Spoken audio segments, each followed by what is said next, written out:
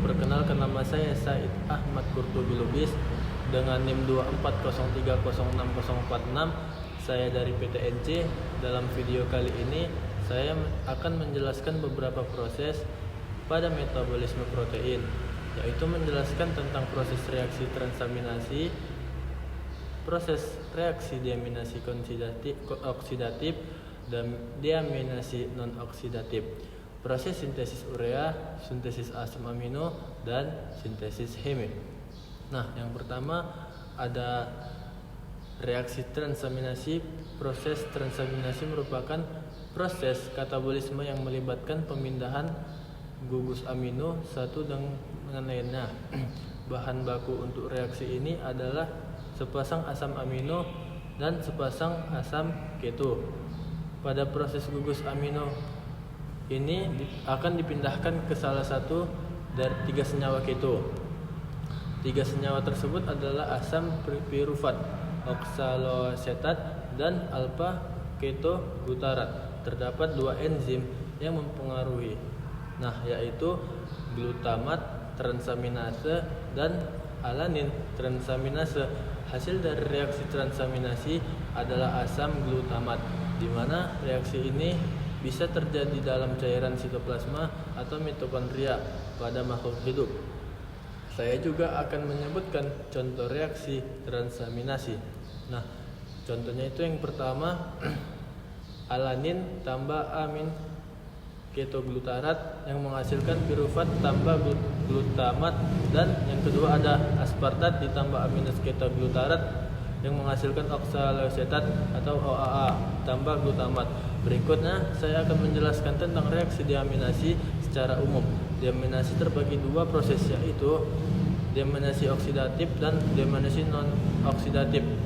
Yang pertama saya akan menjelaskan proses deaminasi oksidatif terlebih dahulu. Deaminasi oksidatif merupakan proses metabolisme yang terjadi dalam lingkungan aerobik yang menghasilkan asam okso.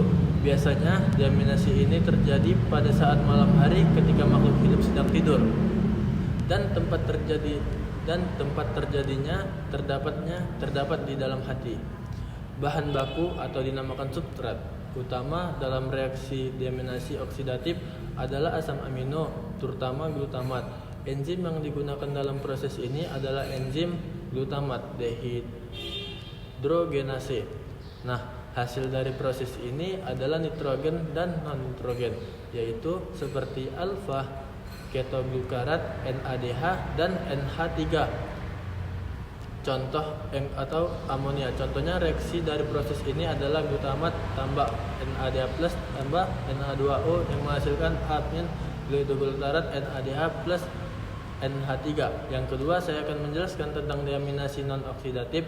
Deaminasi non-oksidatif adalah proses perubahan serin yang menjadi asam pirufat yang dihasilkan dari proses katalis dengan bantuan enzim serin dehidratase. Bahan baku dalam proses ini adalah serin dan treonin, sedangkan enzim yang digunakan adalah serin dehidrasi atau untuk serin, treonin dehidrasi untuk treonin. Produk ini dihasilkan dari reaksi ini adalah pirufat, aminas ketobutyrate, dan amonia atau dinamakan NH3. Berikut saya akan menjelaskan tentang proses sintesis urea. Proses sintesis urea adalah proses metabolisme di hati yang mengubah amonia atau dinamakan NH3 dan zat toksik hasil deaminasi asam amino menjadi urea yang tidak beracun dan dapat dibuang melalui urin oleh ginjal. Bahan baku utama yang digunakan dalam proses ini adalah NH3, CU2, aspartat, ATP, ornithine.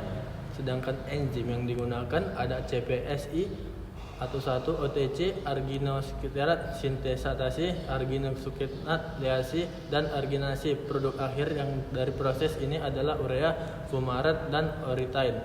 Saya juga akan menyebut reaksi yang terjadi pada siklus sintesis.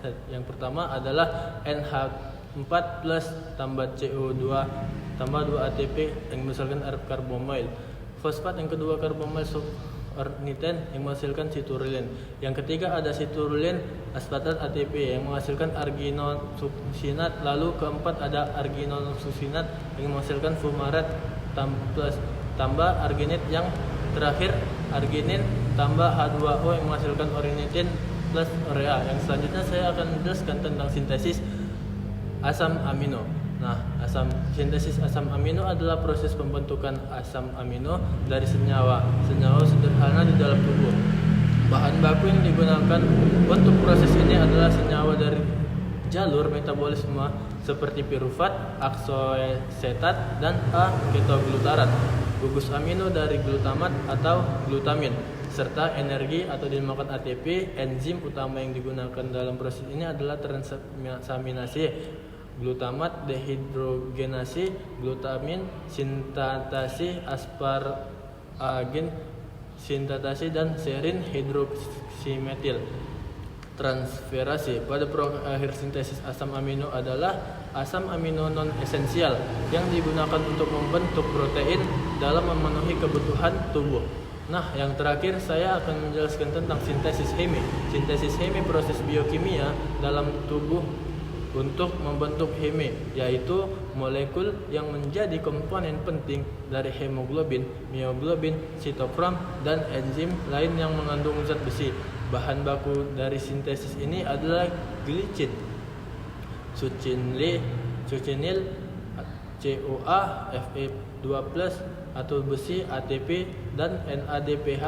Enzim yang digunakan adalah ALA sintesis, bilinogen, deaminasi, ketaalasi, dan lain-lain. Hasil akhir atau produk akhir yang dihasilkan sintesis heme ini adalah heme itu sendiri.